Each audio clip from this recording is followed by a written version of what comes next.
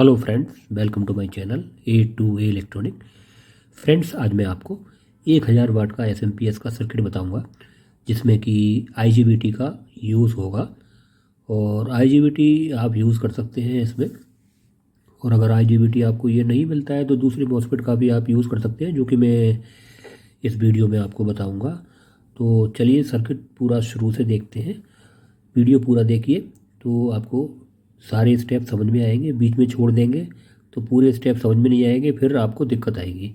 दूसरा, जो बिगनर हैं वो इस सर्किट को अटेम्प्ट ना करें, क्योंकि इसमें लगभग 350 वोल्टेज डीसी होता है, जो कि बहुत ज़्यादा जानलेवा होता है।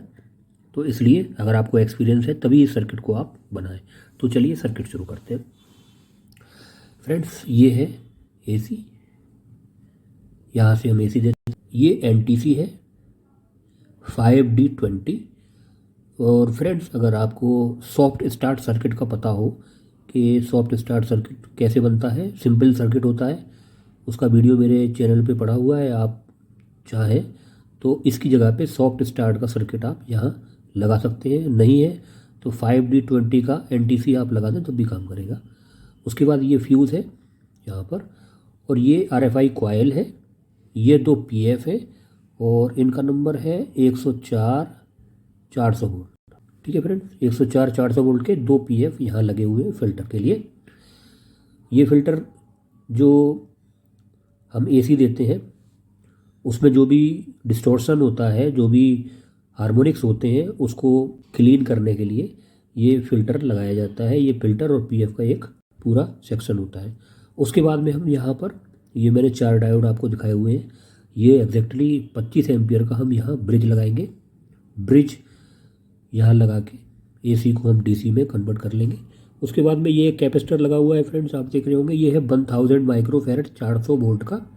1000 अगर आपको नहीं मिलता है तो जो 470 400 वोल्ट के दो कैपेसिटर आप इसमें लगा सकते हैं। हाई वाटेज की एसएमपीएस में फ्रेंड्स एक ऑक्सिलरी 12 वोल्ट और 500 मिली एम्पियर का एक ट्रांसफार्मर हमें, या फिर एक छोटी सप्लाई ले लें एसएमपीएस 12 वोल्ट 1 एम्पियर की या 500 मिली एम्पियर की, या फिर एक ट्रांसफार्मर लगा लें, उससे डीसी बना दें और 78 12 लगा के, और यहाँ पर हम 12 वोल्ट इन दोनों टर्मिनलों पर देंगे। इसमें आईसी जो है भी यूज़ हो रही है IR2153। ये 8 पिन की आईसी होती है और आपको मार्केट में आसानी से मिल जाएगी।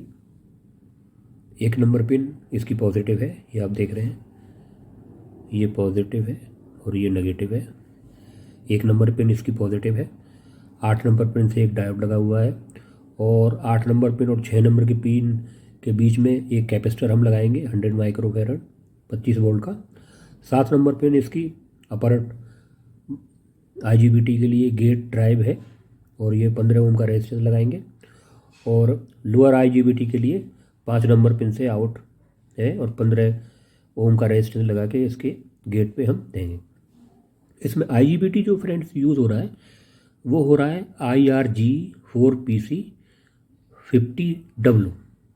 अगर ये आईजीबीटी आपको नहीं मिलता है तो आप IRF 460 मॉसफेट, ये दोनों मॉसफेट हैं, या 20N60, इन दोनों में से किसी का भी आप इस सर्किट को यूज़ कर सकते हैं। ये फ्रेंड्स लगभग, ये आप देख रहे हैं 2 नंबर पिन, 3 और 4 के बीच में 4 नंबर पिन इसकी ग्राउंड है, ये आप देख रहे होंगे यहाँ पर। 4 नंबर पिन और 3 नंबर पिन के बीच में हम एक कैपेसिटर लगाते हैं फ्रीक्वेंसी जनरेट करने के लिए, और 3 नंबर पिन और 2 नंबर के बीच हम रेजिस्टेंस लगाते हैं। तो हमने 10K की एक रेजिस्टेंस फिक्स लगाई हुई है, और वेरिएबल यानी कि ट्रिम पॉट हम लगाएंगे यहाँ पर, ये है 50K का। और इसकी फ्रीक्वेंसी लगभग फ्रेंड्स 27 किलोहर्ट्ज़ की होती है, और इसको यहाँ से वेरी हम कर सकते हैं 20 to 27 किलोहर्ट्ज़ तक। इसको यहाँ से हम वेरी कर सकते हैं। अगर ट्रिम पॉट लगाना ना चाहें तो यहाँ पर हम 33K का रेजिस्टेंस एक लगा दें, क्योंकि ट्रिम पॉट कभी कभी ख़राब हो जाता है तो ये सर्किट काम नहीं करता या गड़बड़ करता है। तो फिक्स रेजिस्टेंस लगा देंगे तो वो भी ठीक है। तो आप चाहे यहाँ 47K की लगा दें, या 33K की एक रेजिस्टेंस लगा दें, या 22K की रेजिस्टेंस लगा दें, तो आपका यहाँ बेटर काम करेगा। ये 2 डायोड हैं। ये डायोड फ्रेंड्स अगर जब हम IGBT का यूज़ करते हैं तब इन डायोडों को हमें लगाना है। IGBT का यूज़ नहीं करते तो आप चाहें तो इन्हें लगाएं और चाहे ना लगाएं, लगा देंगे तो अच्छा है, मॉसफेट थोड़ा कम गर्म होंगे। और ये IGBT अगर लगे हैं तब तो इनको लगाना बिल्कुल ज़रूरी है, क्योंकि ये जो IGBT है इनके अंदर इनबिल्ट डायोड नहीं है, और ये दोनों मॉसफेट हैं इनके अंदर इनबिल्ट डायोड होता है। तो आप इन दोनों डायोडों को ना लगाएंगे तो चलेगा। उसके बाद में ये पॉजिटिव होता है, ये ग्राउंड होता है। यहाँ पर 2 PF लगाएंगे हम, 105 400 वोल्ट 2 PF। इसी तरह यहाँ पर 105 400 वोल्ट के 2 PF। ये ट्रांसफार्मर है ETD49, ये आप देख रहे होंगे, ये ट्रांसफार्मर है ETD49 ये आप देख रहे हैं PF, ये आपस में जॉइंट है। तो PF प्राइमरी में 2 तार होते हैं, एक तार यहाँ लग जाएगा हमारा और एक तार हमारा प्राइमरी का यहाँ लग जाएगा ट्रांसफार्मर का। सेकेंडरी में हमें 3 टर्मिनल है, एक ये और एक बीच का। तो बीच का फ्रेंड्स ये ग्राउंड है, ये मैंने इसको जॉइंट नहीं किया है, ये और ये आपस में मिला हुआ है, तो डुअल सप्लाई है ये। और ये जो डायोड है ये हाई फ्रिक्वेंसी डायोड है MUR 1560, ये 15 एम्पियर का डायोड है। 10 एम्पियर तक अच्छी तरह से ये काम करता है। 10 एम्पियर अगर आपको इसकी करंट लेनी है और ज़्यादा करंट लेनी है तो यहाँ पर 30 एम्पियर का डायोड आता है, तो 30-60 डायोड का भी आप इसमें यूज़ कर सकते हैं। और ये मैंने एक ही कैपेसिटर 2 कैपेसिटर लगाए हुए हैं 1000 माइक्रोफेरेड 400 वोल्ट। यहाँ पर आप 2200 माइक्रोफेरेड 400 वोल्ट 100 वोल्ट 100 वोल्ट के 2 कैपेसिटर आप लगा सकते हैं। 2200 माइक्रोफेरेड और 100 वोल्ट के 2 कैपेसिटर आप यहाँ यूज़ कर सकते हैं। अब आ जाते हैं इसकी ट्रांसफार्मर बाइंडिंग कैसे होती है। तो ये ट्रांसफार्मर फ्रेंड्स हम लेंगे ETD49, या इसका कोई सब्स्टिट्यूट आता हो, आप मार्केट में जो फेरेट कोर के ट्रांसफार्मर बेचते हैं उसमें इसका कोई और इसकी इक्विवेलेंट ट्रांसफार्मर हो उसको भी आप ले सकते हैं। प्राइमरी में फ्रेंड्स हम 14+14 बाइंडिंग डालेंगे। 14+14 का मतलब है सबसे पहले हम 14 टर्न लपेटेंगे, उसके बाद में हम सेकेंडरी लपेटेंगे, उसके बाद फिर 14। ठीक है फ्रेंड, एक बार मैं फिर से रिपीट कर देता हूँ। 14+14 प्राइमरी में डालने हैं, 14 टर्न पहले लगा देंगे, उसके बाद में हम सेकेंडरी लपेटेंगे, उसके बाद फिर 14 टर्न। ठीक है, और ये कुछ इस तरह से हो जाएगा, ये 14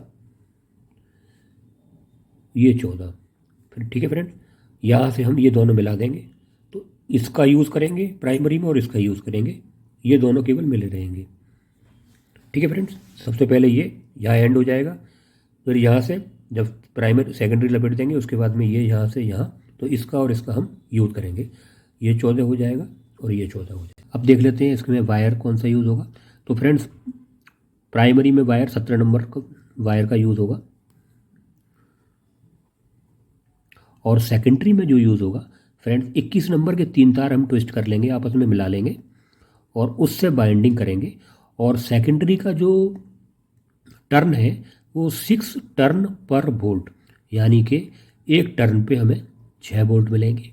तो जितने भी हम वोल्टेज लेना चाहते हैं, जैसे कि अगर हमें 60 वोल्ट चाहिए सेकेंडरी में, तो हम सिंपल सी बात है 10 टर्न लगाएंगे सेकेंडरी में। तो इसी तरह से जितनी भी आपको जैसे 12 वोल्ट चाहिए तो हम केवल 2 टर्न लगाएंगे। सेकेंडरी के लिए अगर आपको करंट ज़्यादा चाहिए और वोल्टेज कम चाहिए तो इसको आप बढ़ा भी सकते हैं, यानी 21 नंबर के 4 तार भी आप ले सकते हैं, 5 तार भी ले सकते हैं अगर आपको करंट ज़्यादा चाहिए होगी। और सेकेंडरी में अगर वोल्टेज ज़्यादा चाहिए और करंट कम चाहिए तो इसको 21x2 भी कर सकते हैं, यानी 21 नंबर के 2 तार से भी आप बाइंडिंग कर सकते हैं। 21x3 का मतलब यही है कि 21 नंबर के 3 तार से आप बाइंडिंग सेकेंडरी की करेंगे। तो फ्रेंड्स आज के लिए इतना ही। अगर वीडियो पसंद आया हो और आपको कुछ सीखने को मिला हो तो मेरे चैनल को सब्सक्राइब करें, मेरे वीडियो को लाइक करें, शेयर करें। Thank you very much.